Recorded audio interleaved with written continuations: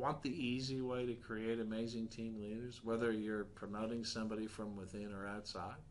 I mean, wouldn't it be great if you had a proven, practical, easy to implement team leader training process developed in the trenches that delivers the key foundations for new and existing team leaders so they can consistently reach or even exceed their team's monthly goals?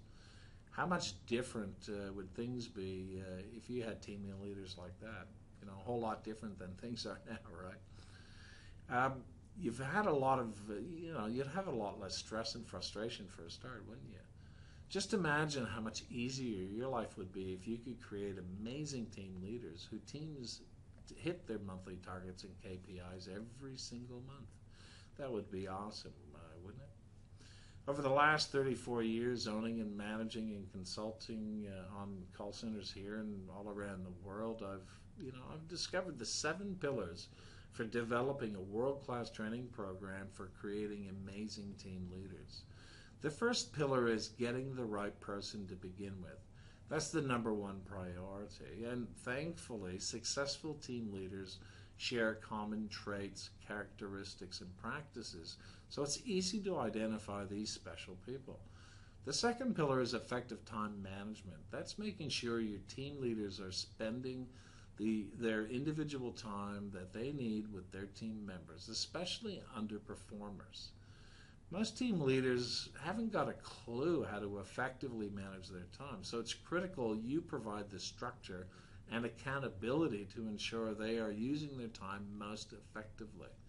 Pillar 3 is having a coachable call structure, which is an easy to understand call structure with the right steps and sequence your operators can follow and team leaders use to coach them with.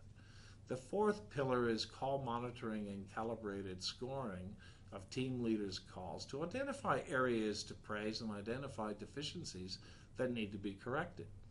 Pillar 5 is effectively providing corrective and nurturing feedback to identify both the positive aspects of calls to praise and deficiencies team leaders and team members can work on together in coaching sessions.